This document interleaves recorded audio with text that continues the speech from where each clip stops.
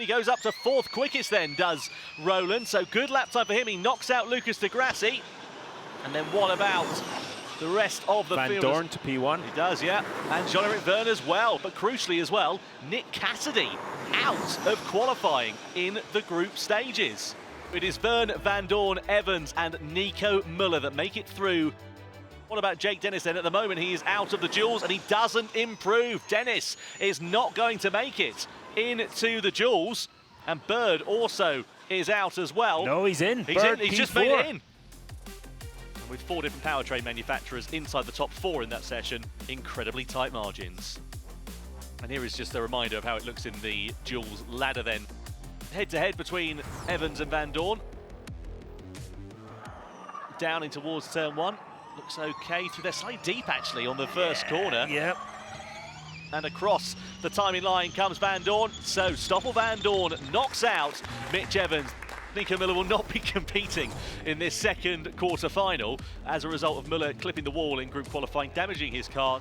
Edo Mortara versus Pascal Wehrlein. What is Wehrlein going to be able to do as he comes out of turn 11 and comes across the timing line? Surely it's going to be inside the 112s, and it is a 112.846 for Pascal Wehrlein, comfortably through. Next up, Sam Bird versus Max Günther. As we watch Bird negotiating his way through as he comes across the timing line, what is it going to be for him? A 13.2, it's all right, but it's not going to be anything, I think, to depose Max Günther in the Maserati, who's trying to limit that 40-place grid penalty to the best of his ability as he makes his way through the final corner and across the line. The checkered flag falls for the German driver, a slide on the exit of turn 11, but it's a 112.881. Günther progresses forwards into the semis. Semi-finals then, Verne and Van Dorn going head-to-head against one another. Günther versus Wehrlein in this one. So 2 drivers will make it through in the fight for pole position. So Verne clearly just dropping back. Do you wonder if there's a smattering of team tactics coming into play here potentially? Yeah. Plus you're going to say to Jean-Eric Verne, hey, you've got to qualify behind your teammate. Yeah, right. It's not going to happen, is it? Van Dorn comes across the line, a 112.566 for him. But what about Jev then? He had a half, 6/10 of a second advantage.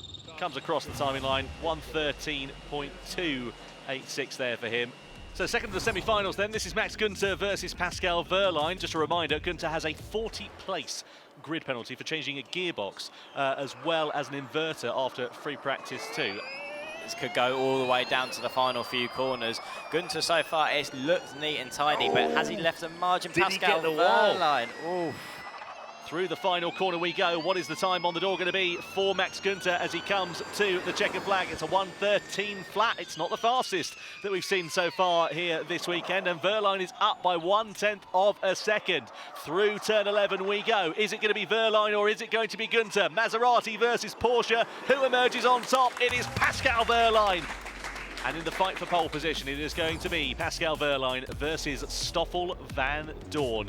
Down towards the first corner, what's it going to be like under braking and making the apex of turn 1? Here the tyres fighting for grip there. Looks nice and neat and tidy for the German driver through turns 1 and turn 2. Slightly wide on 3 though. Yeah, but he got straight for 4. So the question is, did he throw away time in 3, or was he, or in the sort of first part of 3, shall we say, or was able to get back to the throttle? What about Van Dorn then? We ride on board with the Belgian driver down in towards turn 1. Looks okay through there for him. What about the line into 3? Did he run slightly tighter?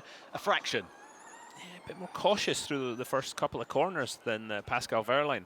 Pretty similar though right now. You see it, half a tenth difference.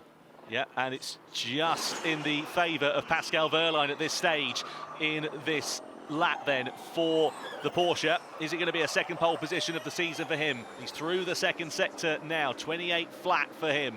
Van Dorn trying to close down the deficit, and he has managed to do so. It's just under 0.005 of a second as Wehrlein has just got a couple more corners left to negotiate through turns 10, through turn 11 for Wehrlein. What is it going to be for him as he comes through to take the checkered flag? It is a 112.789 for Pascal Wehrlein. Van Dorn is just 0.10 of a second away. It's increased ever ever so slightly in that third sector, but can the Belgian driver pull it back with just 2 corners remaining? A slide on the exit of turn 10 won't be helping his cause. Out of turn 11 and across the timing line we go for Van Dorn. Is it going to be pole? No! 2,000ths of a second for Pascal Wehrlein to take pole position for round 4 of the ABB FIA Formula E World Championship.